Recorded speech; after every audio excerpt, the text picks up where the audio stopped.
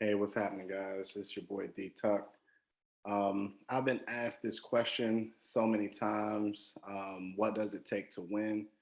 So I finally decided to just record my response. And here's what you're going to be happy to hear is that what it takes to win is literally um, a decision for you, a decision that will be backed up by your actions. And so my personal testimony about this happened in the year was 1990. I remember it like it was yesterday. I had been elevated on my high school track team. Had been elevated to a captain as a junior. I was running 300 hurdles, and there was only one other guy. Um, let's call him KJ. There's only one other guy in the entire jurisdiction that I hadn't beaten already, and it was KJ. And here we are, it's championship season of my junior year. Now, KJ was a senior, so a year older than me, um, but I still wanted to beat him, right? And I remember it like it was yesterday. My parents were in the stands. The matter of fact, the stands were packed because it was our county championship. Um, I still can remember the weather. It was perfect outside, no wind, nice and sunny, and they line us up for this 300-meter hurdle race. Now, KJ is just to my outside.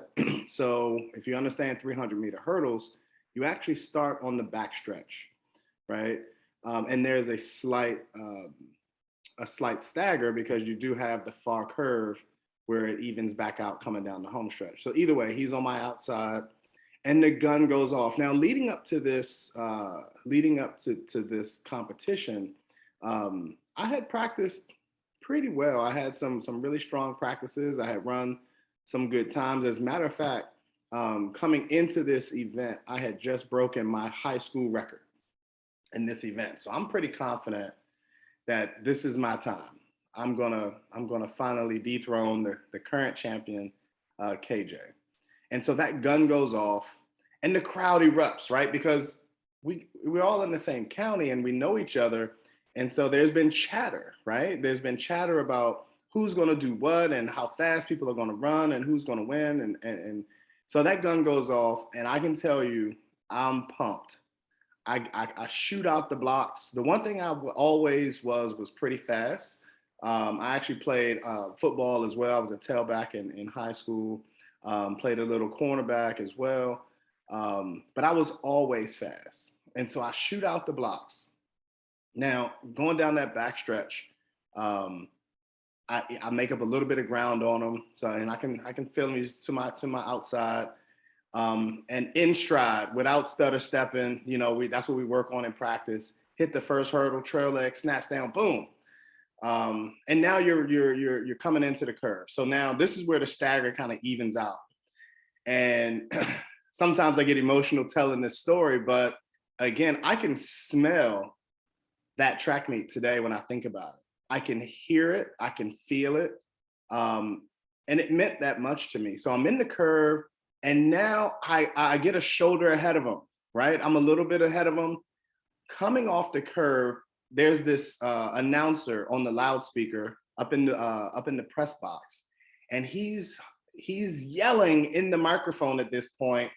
He's saying, "It's Tucker, it's Jordan, it's Tucker, it's Jordan," and literally down the home stretch, we are going back and forth for who's in the lead. That's how close we are, and I'm exhausted.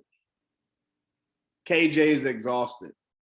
And we get to the finish line, and he steps away at the last minute, about two steps, maybe two shoulder lengths, if you will, ahead of me. And he gets the gold, and I get the silver. Why do I tell you this story? Because of what happens next. And what happens next is a moment um, in my life that I will never forget. Um, Now, let me be clear about something. My parents are awesome. My dad is an awesome dude, had his own business, led from the front. Um, But this portion of the story, a portion of my manhood, a man up opportunity was coming my way, and I didn't even know it. And it was coming to me from my high school track coach. So I get second place after all the fanfare hoopla about who was going to win. I get second, and after going through the finish line, knowing I got second, I kind of go off to the side by myself, and I'm crying. Here I am, a 16-year-old strapping athlete, in front of a crowd of people. I'm crying. Well, here comes my track coach. He's also my hurdle coach, who's also today one of my best friends. And he comes to me. Now, mind you, he's only a handful of years older than I am. I didn't realize it at the time, but as if I were when I was 16, he was 32. That's not all that old, right? So he comes to me and he looks me in my face. I'm huffing and puffing, still tired and sore and aching from the race. And he says, D-Tuck,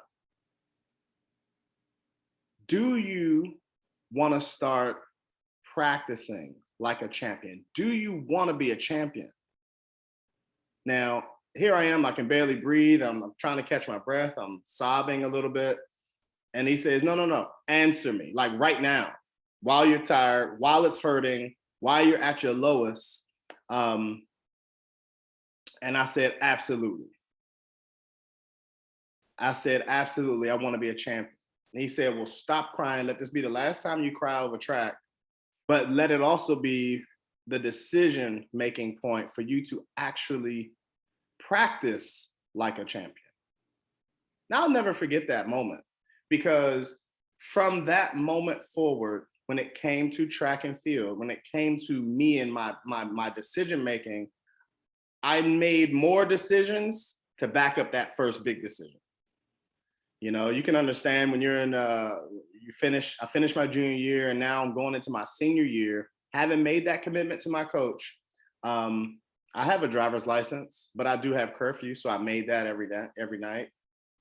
There were guys starting to experiment with alcohol, drugs, hanging out, doing things they wouldn't want to tell their parents about. Now, I'll tell you, I had a good time in high school, but I needed to have my decisions back up and walk out that initial decision to win and to be a champion.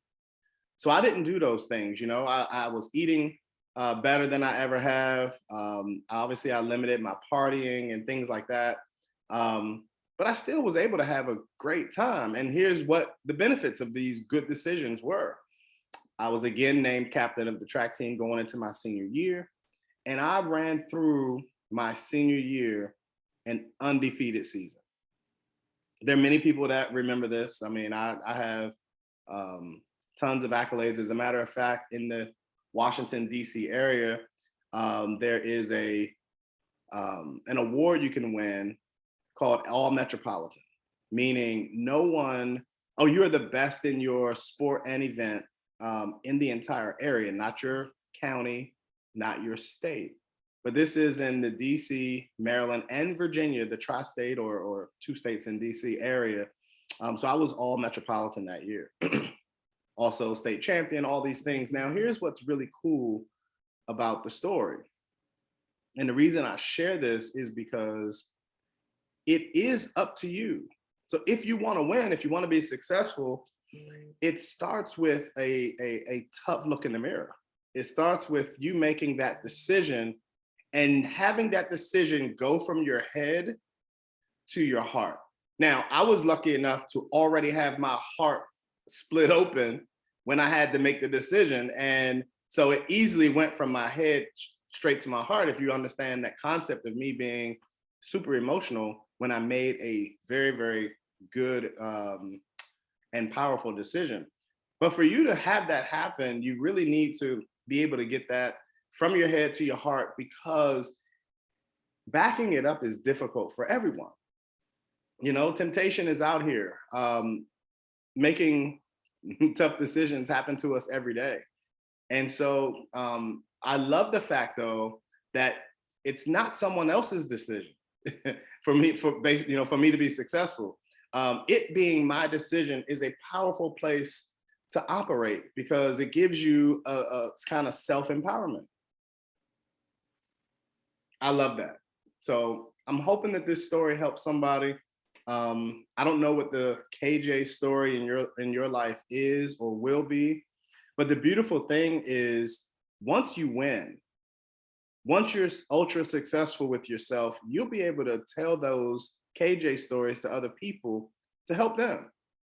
So I hope that this story, in its abbreviated format, helps somebody somewhere. And I look forward to talking to you again, guys. So D Tuck, I'm out of here.